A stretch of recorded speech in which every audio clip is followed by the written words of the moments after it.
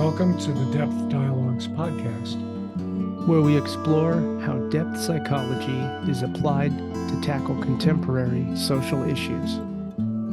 I'm Kirk Schneider. And I'm Tyler Gamlin. Okay, welcome back, everyone. Today on the Depth Dialogues, we are delighted to welcome Mohsen Fatemi. Mohsen Fatemi completed his postdoctoral studies in the Department of Psychology at Harvard University, where he also served as a teaching fellow, associate, and fellow. His scholarly work has been published widely in leading academic presses and journals, with a particular focus on philosophical psychology, hypnosis, and mindfulness.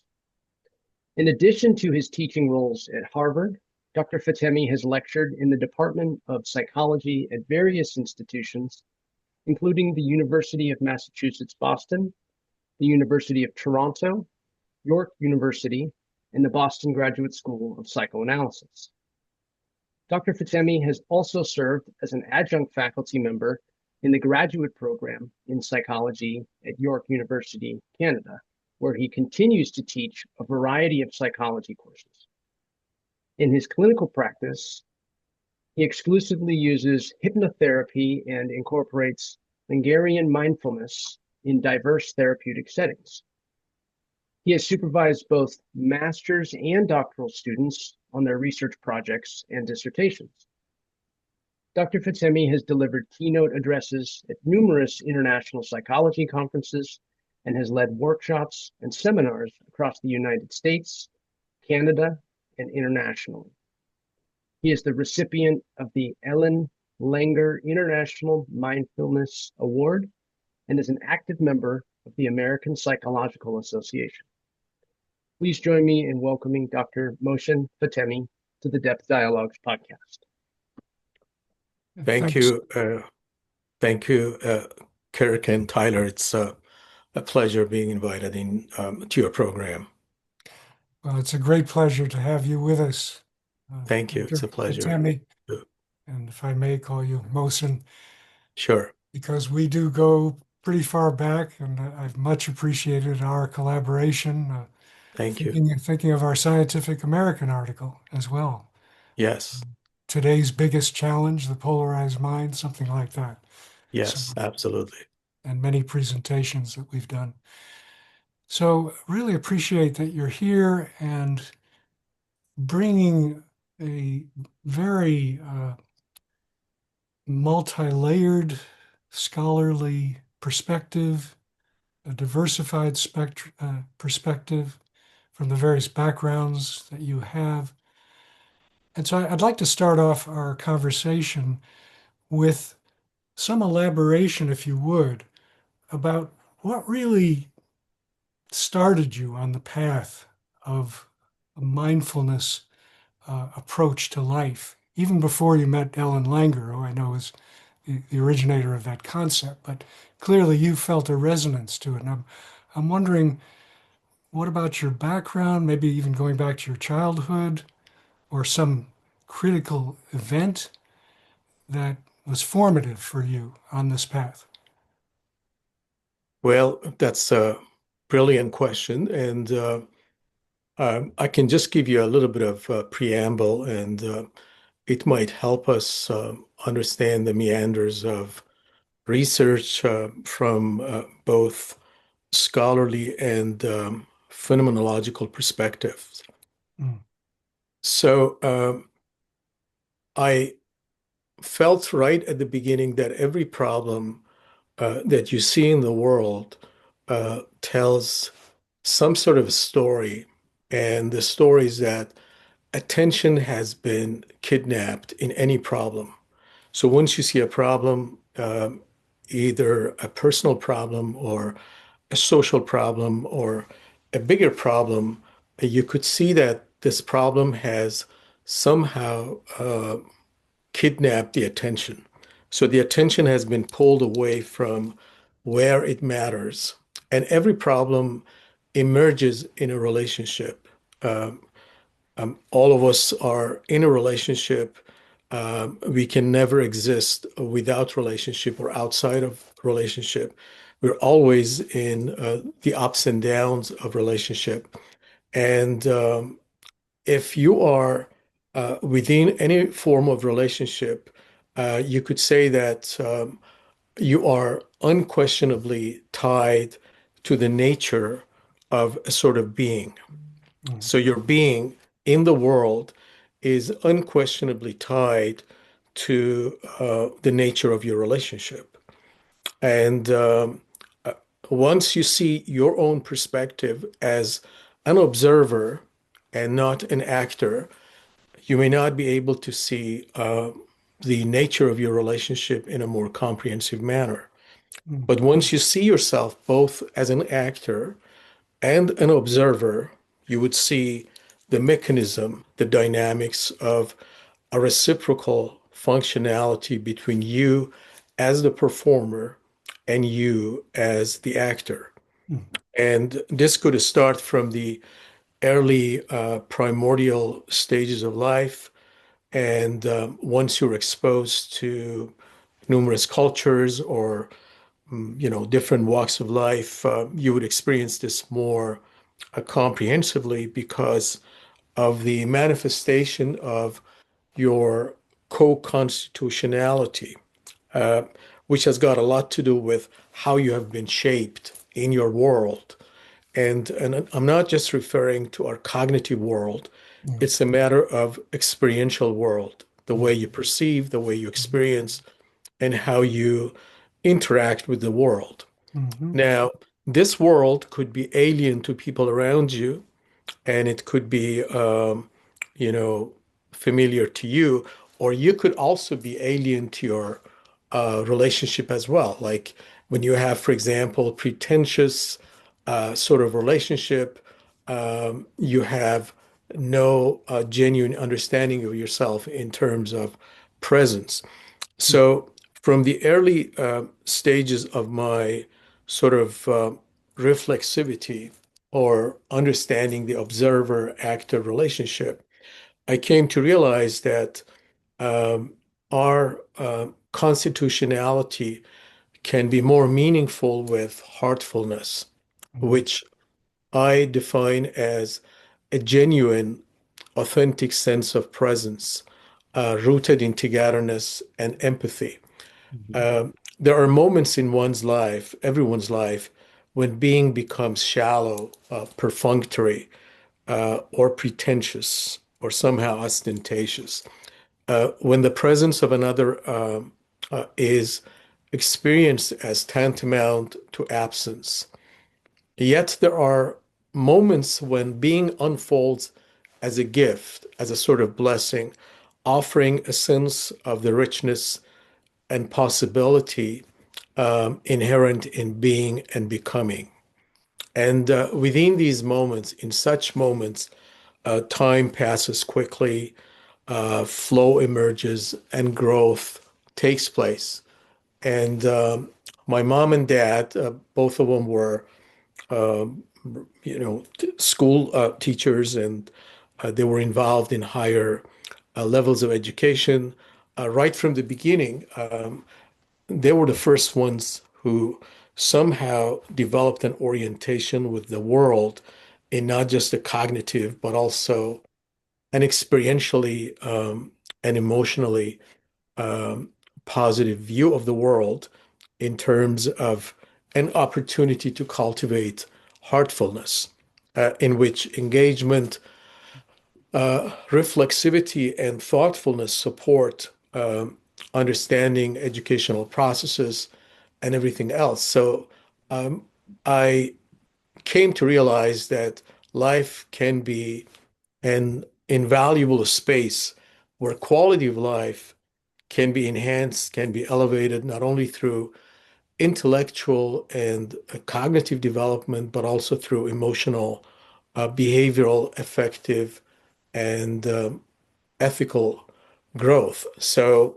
this was just the sort of commencement of my understanding the world in a more effective, proactive way right from the beginning. So I And, think what and I'm sorry, but I think what you're saying is that your parents were great models for this Yeah, process. I mean, I took a leaf out of their book, and Yeah. I tried to sort of, understand what they were saying in terms of the overall, affective, cognitive, Uh-huh. experiential world. This does not suggest that, well, they were devoid of any mistakes or faults or Right. something. But the type of relationship in terms of a dialogical, genuine relationship helped me open my understanding to the possibilities of self-actualization. Uh-huh. Um, you know, you obviously have in authoritative parenting style Mhm. arguments, not necessarily agreement, but Sure. the type of reconciliation that you have would allow you to be more flexibly receptive and perceptive Mm. of the world in terms of layers. Yeah. And then I have, I continued this, and I don't want to elaborate this. It might you might be pressed for time if I want to go with the narrative itself. But then in my PhD program, I specifically focused on mindfulness and its implications for creativity in terms of the psychological elements that are going to help you. And I looked at language, specifically psychologically speaking, as not just an instrument, but also as a tool. I'm sorry, as a way of being, as a mode of life characterized by what you say or what you have been subscribed to say. So, as an abode of being, as an existential configuration, I focused on the relationship between the psychological aspect of language and its implications. And I discuss its broader creative capabilities in terms of how it can shape realities by Mm. the language that you use or you're subscribed to use. I, So, I think I'm hearing also is that it's how you express yourself as well. how Is you it express what's yourself, the or even it experiential? just goes into your unconscious process and your Mm. self-talk or cognitive behavior or your private talk would be influenced by how you develop that understanding. So it's not Mhm. just a superficial understanding of language, it's Yeah. more of a psychological, more philosophical understanding of language in its broadest terms Mhm. and its ramifications for therapeutic dialogues and everything else, which I have discussed in my latest book published by Wiley with a foreword by Professor Dr. Ellen Langer, Professor Langer, as the foreword, where I have discussed the power of self-talks in creating realities and shaping what we are and how we are from an existential perspective. Yes, and this is a powerful beginning that you had because what I'm hearing is that your parents offered that kind of dialogical, experiential, holistic way of relating to you as well, and Mm. maybe your siblings. I don't know if you also had siblings, but it was part of the family system that you then cultivated and refined as you went along your path. Yeah. I mean, I came to realize that one of my invigorating experiences was to go to bed with the memory of resuming a book the following day Mm. with the fragrance of the pages that are going to Wow, remind you of the very interesting. world of possibilities, of how you can reconstruct and reshape and understand the world in a more effective manner. That reminds me of how powerful literature can be Mm. for people, Absolutely. opening up Yeah. worlds, being inspired by others who have taken maybe similar paths or have similar backgrounds that you relate to, etc. Can you define for our audience what you mean by mindfulness, just so we have a good baseline as we Yeah. go into that? Yeah, that's a great question to begin. We have people often think of mindfulness as meditation-based mindfulness. with understanding of mindfulness as a way of being associated with meditation by John Kabat-Zinn and his work and everything.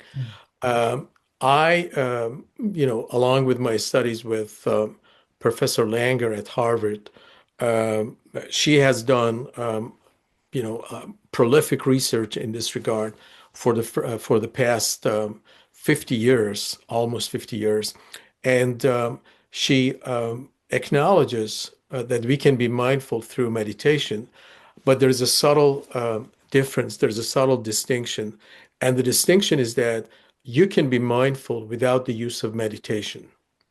Not that we nullify meditation. We could be obviously mindful through the use of meditation, but apart from meditation, you can be mindful and you can foster mindfulness through what I have called Langerian mindfulness with its own ramifications and extensions.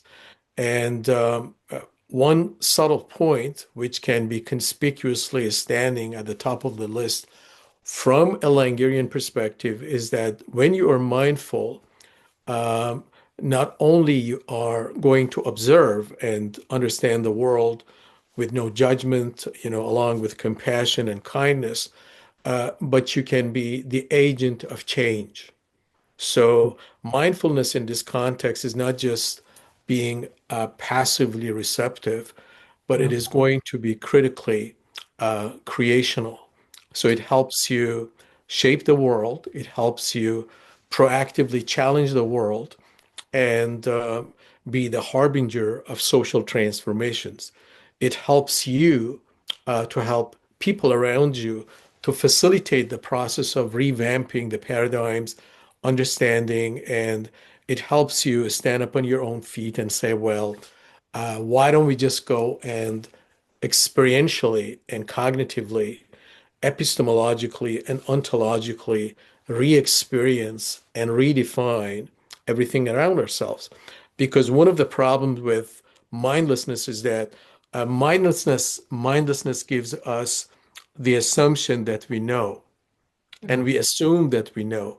So we start from the position of knowing. If we go to the people of the world today and you ask them questions of social, psychological, cultural, or even deep questions, a lot of people come from set of assumptions that somehow suggest, well, they start from the position of knowing.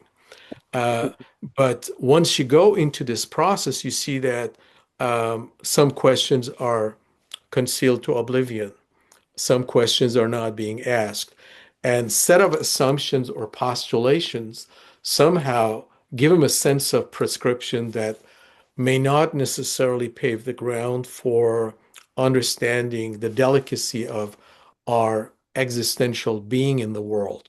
And position of knowing often is associated with mindlessness. So when mindfulness from a Langerian perspective arrives, um, you relate to objects, people, events, everything around you in novel ways. And this novelty is going to unfold itself by questioning the cognitive, the affective, the emotional, even the existential pillars that we may have taken for granted. So it really helps you uh, serve as a proactive agent of change. It is not just a matter of silently being receptive and passively accepting and acknowledging and ascertaining things in the world. One of the great discoveries that I was privileged to make, I think to a large extent through my own depth existential therapy as a client, was that the unknown, the radically unknown, is like a coin. One side of the coin is terror and overwhelm and constricts our view and our perceptions and our bodies. And the other side of the radically unknown is rich with possibility. Absolutely. Possibility, discovery, and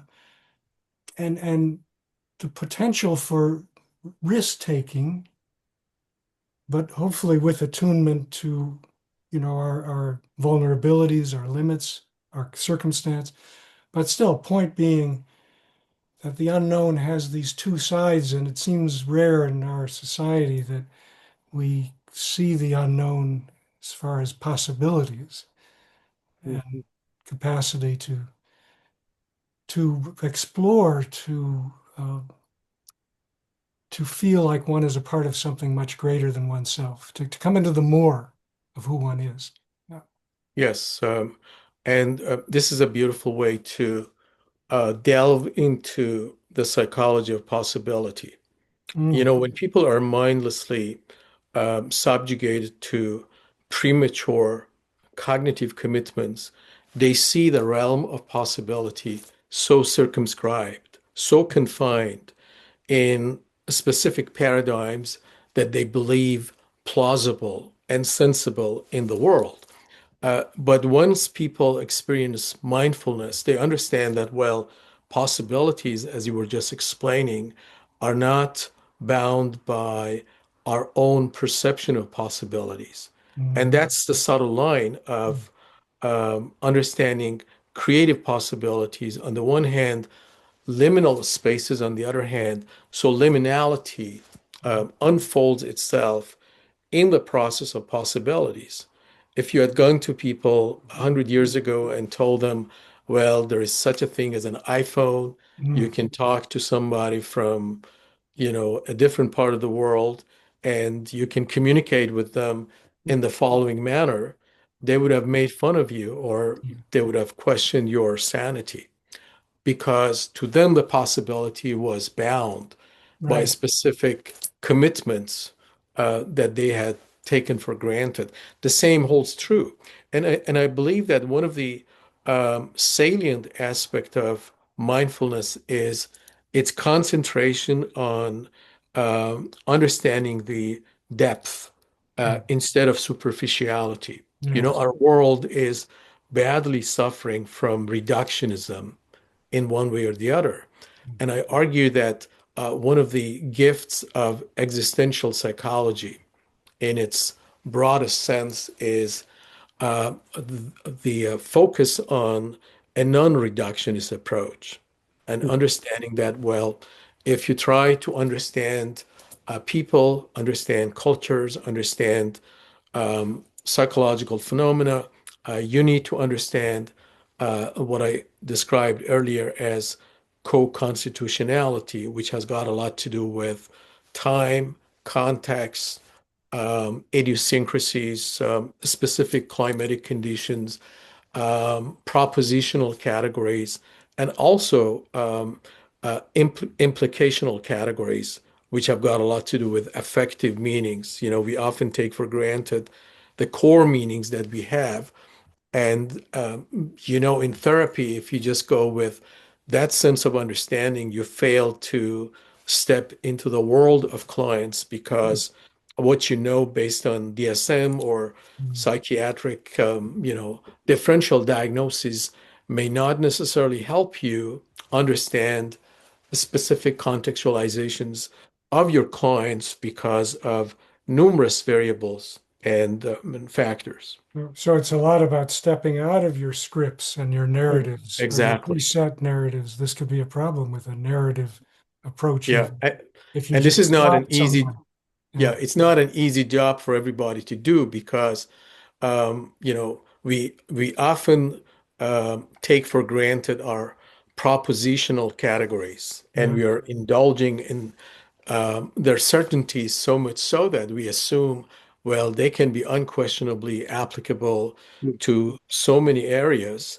And that's one of the main problems. In my book, Critical Mindfulness, I have argued that psychology has failed to understand the lived realities of people, mainly because of not questioning the perspective of the observer and observer as a psychologist Mm, and not understanding the perspective of the actor because the mm, actor has always been subjugated to some sort of domineering mm, sense of the observer, namely the psychologist. Right. And that sense of balance or attunement or intersubjectivity, that sense has often been concealed to oblivion. And this is where the whole area of the existential unconscious comes in, I think. Yes. But Tyler, you have some questions here. Yeah, I thank you. And I just on that same thought, I was curious. So we're already sort of getting to this place, but you speak of working with depth and sort of what's happening in the field.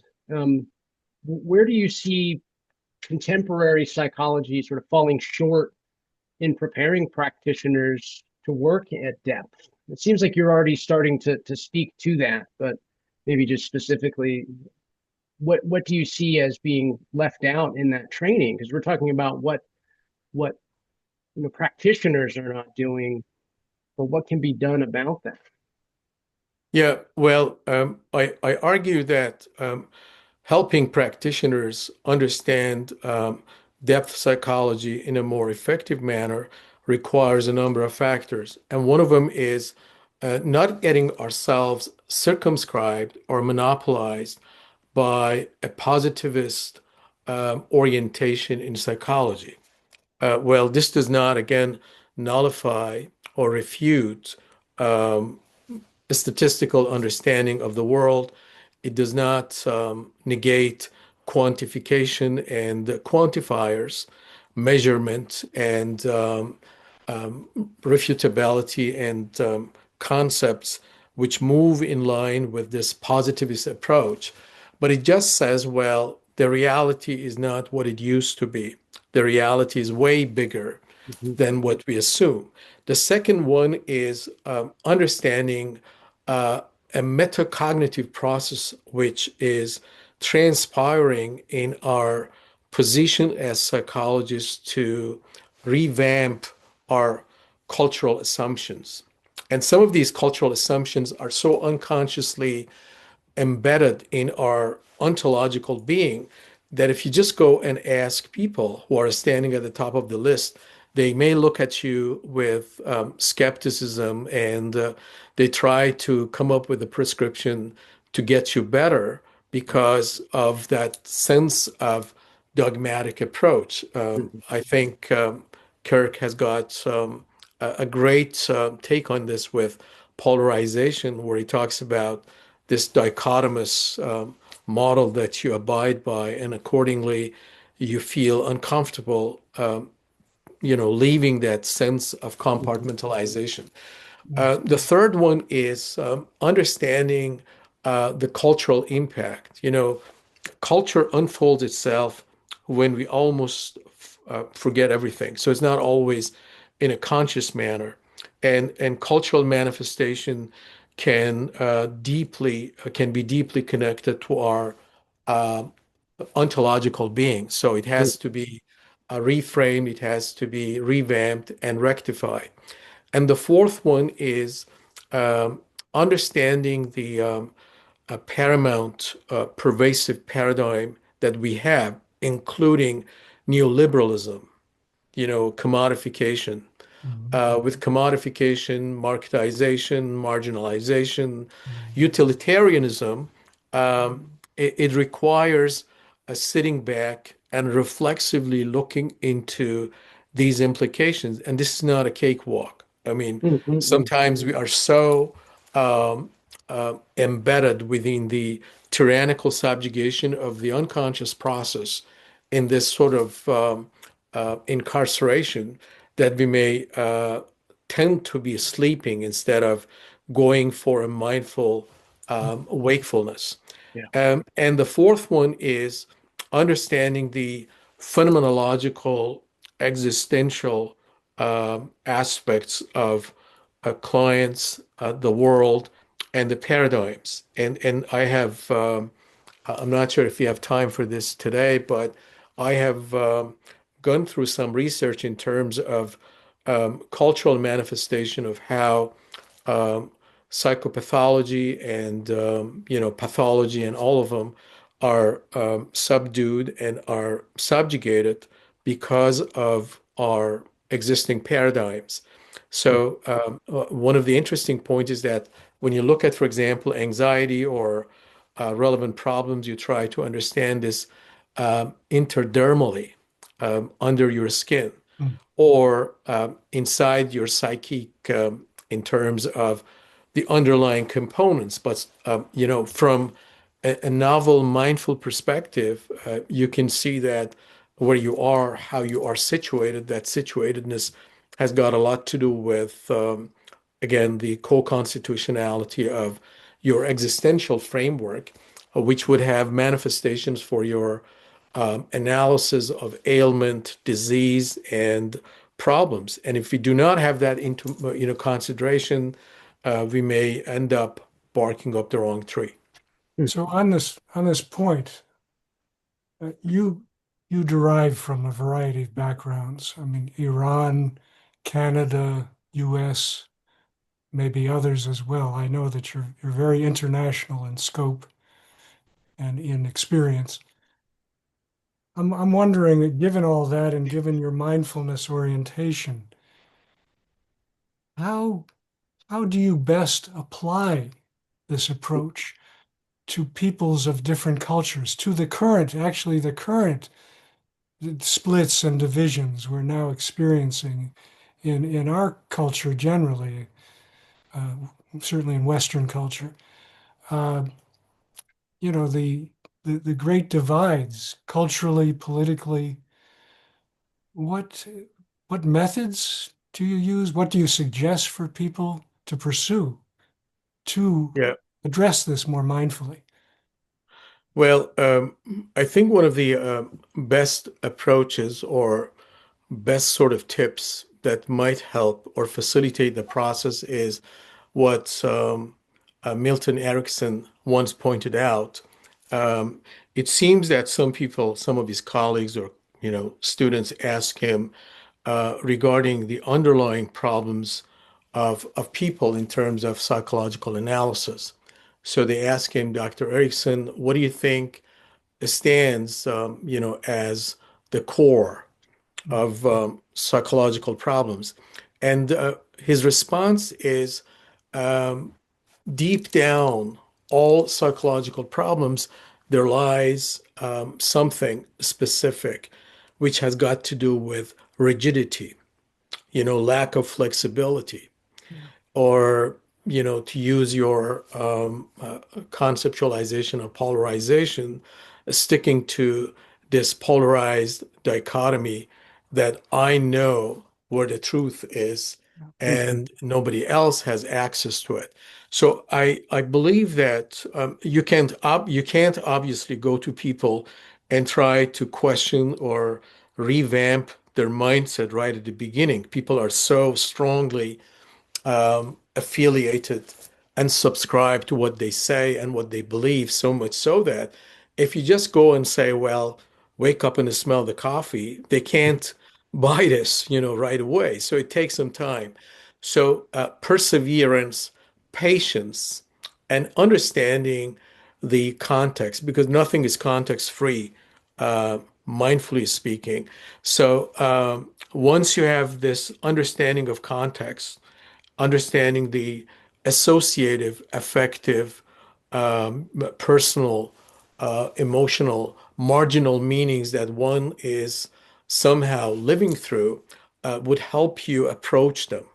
And once you approach them, and once you help them understand that, well, you can be on the same page, you can have attunement, you can have intersubjectivity, you can help him understand that, well, you're trying to see, as you say in your experiential democracy, the world as experienced by them, then they would have more trust in terms of being receptive, in terms of understanding, unless there are not so political agendas or some deep-rooted experiences that somehow stop you from um, listening to the context. Because sometimes it doesn't matter if you offer thousands of workshops on experiential democracy for people who have got a dogmatic extremist approach, and you talk to them about Rogers empathy and understanding on all of them. At Right. the end of the day, it's falling, on deaf ears. Yeah. It's flogging a dead horse, and it doesn't make any sense. So it's not going to come up with always a universally acceptable acknowledgement, but That's a great, if yeah. there are not confounding variables, as I said, it could help people be more receptive. At least you can help them see the world, like couple therapy, when you ask them to see Mhm. Mhm. sensitivities and understand the world as experienced by somebody else. Yeah. That's such a great point. I want to underline just the universality here that I'm fascinated by language and how it shows up, in the consulting room as well, Dr. Fatemi, in the way that you are speaking to. And I wonder about how that, plays out across cultures. And, you almost have to go out even further and sort of find what are the things, what are the least common denominators here that we can agree on more theoretically rather than getting in the weeds and saying these are the things that we all need to agree on that are more culturally specific, because that's really harder to shift the needle and having everybody kind of come to the same agreement. And that's Yeah, that's why something like the experiential democracy dialogue I think is yeah, very well placed, because although there I know, Kirk, we've talked a little bit about, the question of how that applies across cultures, and I'm sure there's, different ways that that can be translated. But I think it's objective enough to where, again, you're not trying to change someone's mind. You're trying to Exactly. understand. Right. But the aim is to learn about and understand the other, yeah, not to debate the other, not to come up with talking points, not to presume you know the other. yeah, So these are the kinds of things that I know you're working yeah. with, Mohsen, as well. And can you name other methods or approaches you take with your classes or with Yeah, I mean, community? I think one approach that could be helpful based on what Tyler was pointing out is to make a distinction between propositional categories versus implicational categories. By propositional categories, I refer to categories, concepts, understanding as shared by our general understanding. You know, if you Google, for example, some concepts or words, they just come up with some universally recognized, seemingly universally recognized acknowledgement of your concepts. If you talk to people about behavior or, emotion, they might have some sort of propositional categories based on the overall understanding of those concepts. But when it goes to implicational categories, behavior, emotion, affects, or everything else would have its own space in terms of your perceptive world. Mm. You know, if you go to China, for example, and talk about interpersonal problems or intrapersonal problems, people may not be quite receptive to welcome your approach because of specific mindsets or assumptions that they have in their implicational categories, and therefore they may not welcome catharsis or expressive type of therapy as we have in North America. Genuineness. So they're more better off with school psychology, organizational psychology, instead of dealing with private matters. The same holds true if you go to Japan and talk about self-efficacy in a class and come up with a sense of praise and commendation as we have in North Korea, in North America. People may not necessarily acknowledge or ascertain what you're saying. They may not even like what you're saying. So your teaching methodology needs to be changed because of cultural background. And therefore, we need to understand the implication of implicational categories, which has got a lot to do with personal, social, political, and cultural elements. And again, regrettably, our world governed by media and the virtual world somehow impedes the process of that sense of togetherness. Paul Ricoeur, the great philosopher, once mentioned that we are suffering from univocity, which is simplicity of the world as presented and propounded by our, indoctrination, our insinuation, and everything around our pedagogical hegemony. So we do not have rooms for polysemy, and therefore people are experiencing this reductionist, superficial understanding, not only in the public, but even in academia. And it just takes Uh, some time to, go and deconstruct and express possibilities, as you were saying, for the scholarly world to help them reconsider.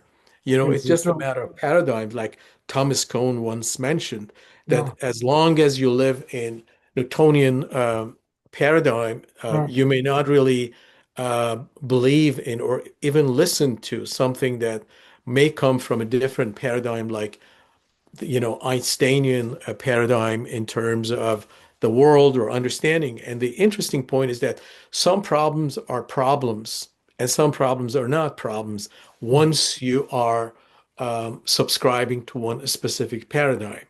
And there is no possibility of reconciliation as long as you see yourself dissolved and melted in that specific paradigm. So that's the negative side. But what I'm hearing is that you draw from patience, perseverance, uh, uh, And mindful attunement, curiosity. mindful curiosity in your relations Yeah, with students, with the community, with yeah, communities. caring relationship. I truly believe that deep down, any sense of revitalization, there needs to be, an humanistic, Mm. existential expansion with you demonstrating a full-fledged support, protection, understanding in real context.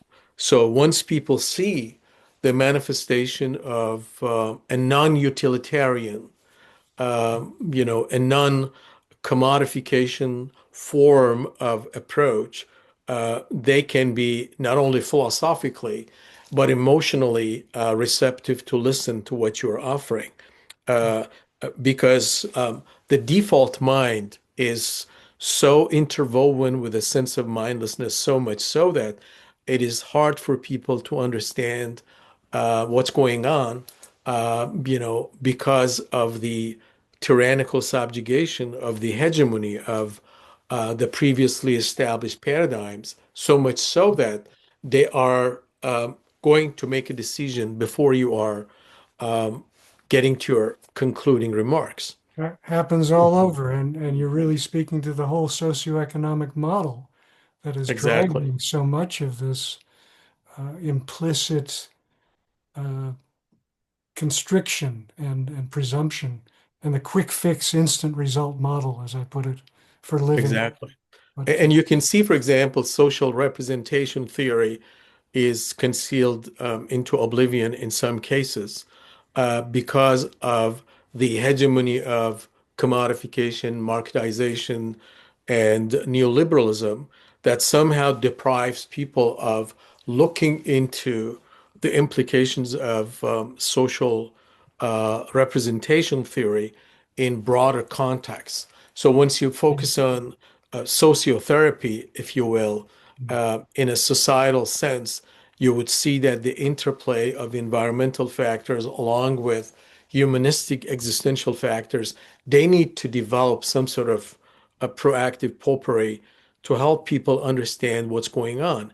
And the problem with a taken for granted reductionist approach based on an unconscious polarization is that we might again be so overwhelmed by the beauty of what we know in our own models, no matter what they are called, that we may not be able to look into a different understanding of the world as experienced by clients. Absolutely. We have lots of examples in clinical practice. APA has done lots of research on this. Some example was when people from Southeast Asia, for example, in the office, in your therapy rooms, were seemingly silent. This was more translated as a sign of resistance. But Mm. once you look into it, you see that, well, this is not a matter of resistance. It is Mm. resistance based on the North American model, but once Mm. you go into this and fathom its application, you see that no, this is not a matter of resistance. It's more of a form of embarrassment or being shy or something that is not known to a North American paradigmatic analysis.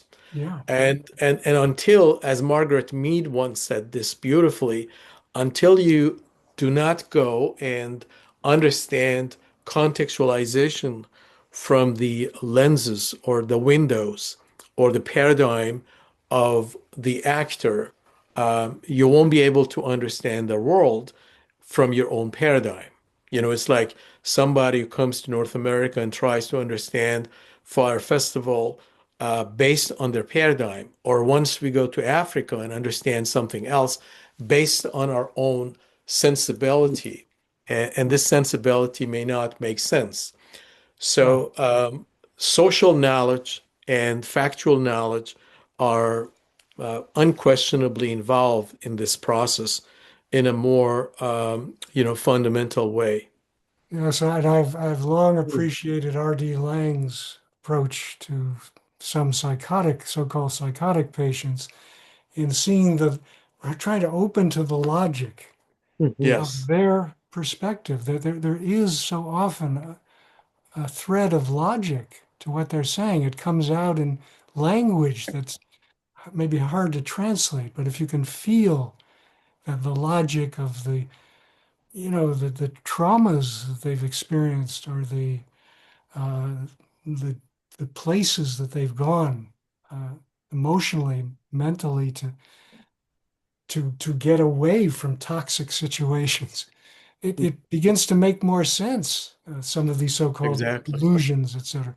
So Yeah, that's and yeah. sorry, one of the things that I think Tyler pointed out earlier regarding accessibility or availability of understanding the client's world has got also to do with our reductionist approaches in terms of a non-co-constitutionality, like self-concept, for example. A therapist might come up with a sort of understanding that, well, I'm going to help you get your self-concept fixed. So when somebody comes with, oh, I feel inadequate, I feel I'm not smart, I'm not good enough, and you try to go and change that world without understanding the ontological existential point that even if you're smart, the question is not who are you, with regard to your self concept away from your existential contextualization. So it needs to be scrutinized, it needs to be understood in a more, fundamental manner, in a more foundational perspective. And this is going to help us facilitate the process of this dialogical conversation between us as somebody who's going to help and the actor. And the behavior makes sense always from the perspective of the actor, but we need to understand how we can develop a bridge between our perspective as the observer and the perspective of the actor. And psychology has not been very successful, as I said, in this regard because of the gap. And this gap has got a lot to do with cultural elements, political elements, neoliberalism, quantification, reductionism, to just name a few.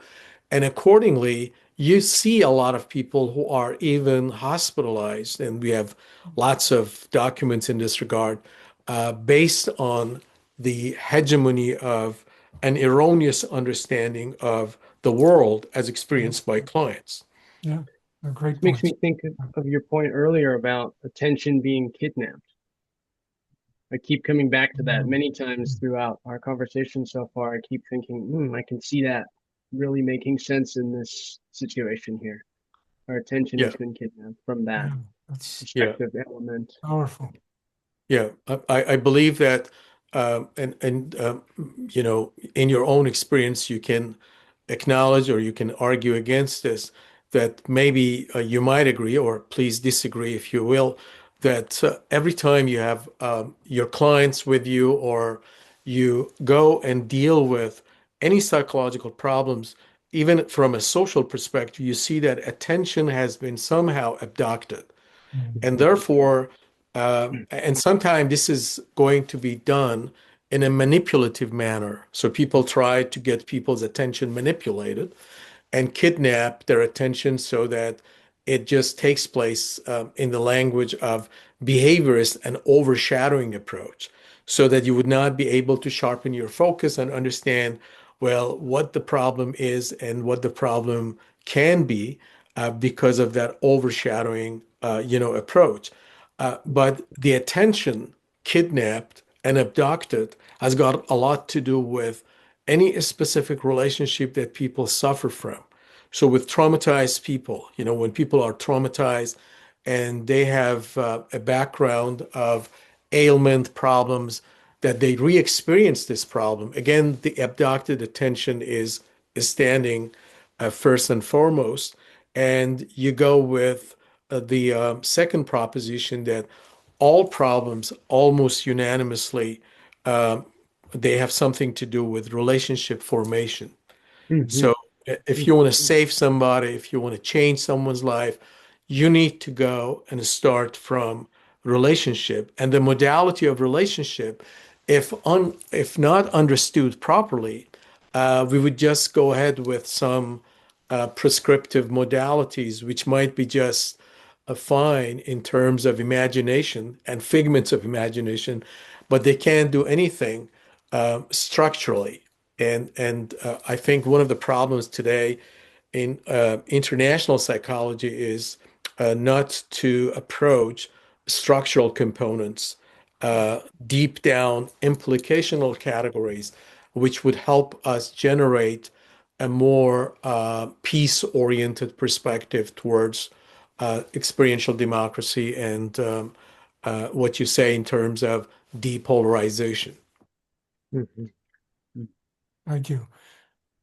Oh, I know we're kind of coming to the end of the hour, but I'm wondering if, Tyler, you have any more questions or reflections you want to share with We've us? really touched on most of what I sort of tagged that I wanted to talk about. This has been just an incredible hour that we've spent together. I've learned quite a bit, I know, Thank you. and just appreciate you and your time. Thank you so much. It's a pleasure being in your program, and I admire Dr. Schneider's endeavors and pioneering work and research in emancipative manners and helping to emancipate not only psychology but people from the sort of somnambulation that they might have been experiencing because of external internal factors. So hopefully, with understanding, perseverance, enthusiasm, and promotion, uh, this might give rise to a new school of thought, deeper than what we have, made in our own assumptions. I, I once, I think I said to Kirk in one of our APA's presentations that I believe this approach is now way more effective than a lot of what we see in terms of schools of thoughts in clinical and counseling psychology, and it has the potential, the potential of dealing with our modern world malaise and problems in a more, fundamental manners. I mean, the problem is that sometimes we try to promote what has been promoted in 60s and 70s and 80s, and we try to just be more Catholic than Pope. You could see some people, that they try to defend some of those pioneers, and with all due respect to some of those pioneering works, but again, you have to see the context in terms of a mindful, understanding. You can't come up with the same prescription that was, once a beautiful remedy or even a panacea for one specific context, and now it may cease to operate because contexts have changed. It's beautiful, and it's about tuning into our times, Mm. Oh, and that's what I feel you are doing very much as well, and Thank you. walking the road with us. And I look forward to your continual growing edges in this realm. Thank you so much. I hope that we can come up with novel, practical approaches to pave the ground, to facilitate the process. And as you were both saying, this is absolutely possible in terms of the psychology of possibility, mhm. with a humanistic existential approach and its expansionist, understanding, not in a derogatory sense of expansionism, but in a positive sense.